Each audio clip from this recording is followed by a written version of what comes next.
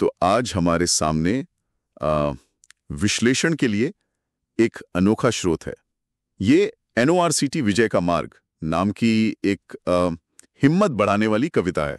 अच्छा, एक कविता, ये तो दिलचस्प है। हाँ, और ये खास तौर पर उन उम्मीदवारों के लिए है जो नर्सिंग ऑफिसर भर्ती सामान्य पात्रता परीक्षा मतलब NORCT उसकी तैयारी कर रहे हैं। तो चलिए देखते हैं इस जोशीली कविता में क्या संदेश छिपे हैं।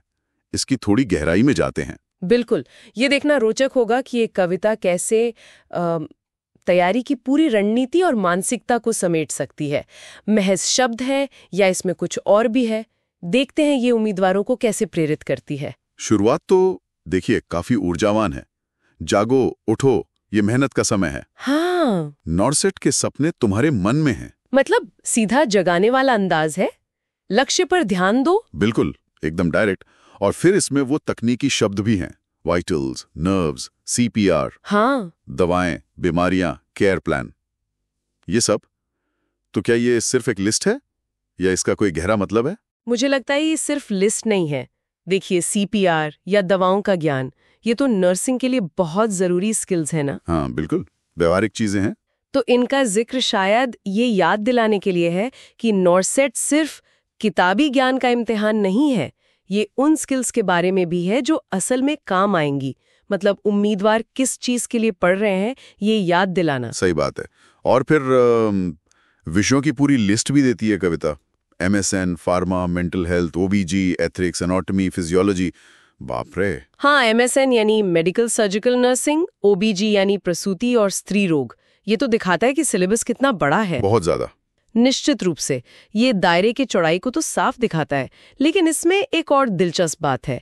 एक तरफ तो है परीक्षा पास करो, चमको, मतलब तकनीकी सफलता, और दूसरी तरफ है एक उपचार करने वाले दिल के साथ नर्स। ये मानवीय पहलू को भी जोड़ता है। ये संतुलन महत्वपूर्ण है। बिल्कुल, ये दिखाता है कि एक अच्छी नर्स बनने के लिए सिर्फ जानना काफी नहीं है, वो सहानुभूति वाला दिल भी चाहिए। दोनों जरूरी हैं। मुझे वो पंक्तियां भी काफी असरदार लगी। हार मत मानो, इसमें लिखा है read it, quiz it, never back down.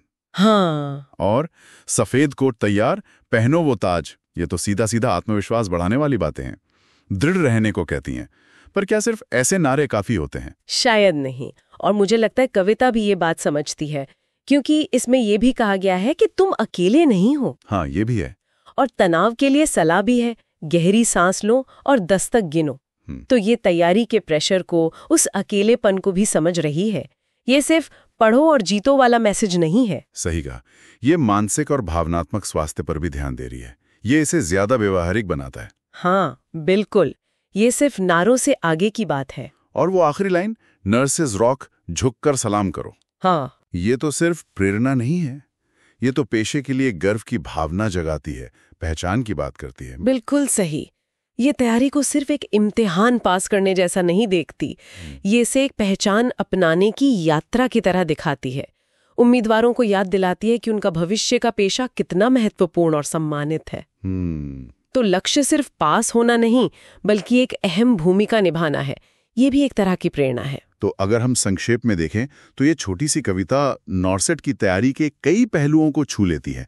मेहनत का आह्वान है, जरूरी विषयों का जिक्र है, आत्मविश्वास बढ़ाने की बात है, मानसिक संतुलन की सलाह है, और अंत में नर्सिंग पेशे के प्रति वो गर्व और सम्मान की भावना भी। हाँ, इसने कोशिश की है कि तैयारी के तकनीकी और भावनात्मक दोनों पक्षों को समेटा जाए। बिल्कुल। और ये हमें एक बड़े सवाल पर सोचने को मजबूर करती है ना? क्या इस तरह की रचनात्मक, भावनात्मक रूप से जुड़ने वाली सामग्री, क्या ये पारंपरिक पढ़ाई के तरीकों जितनी ही महत्वपूर्ण हो सकती है? हाँ, ये सोचने वाली बात है। खासकर जब इतनी कठिन प्रोफेशनल परीक्षाओं की तैयारी हो, क्या ये दोनों मिलकर सीखने की प्रक्रिया को और असरदार बना सकते हैं? ये विचार करने लायक मुद्दा है।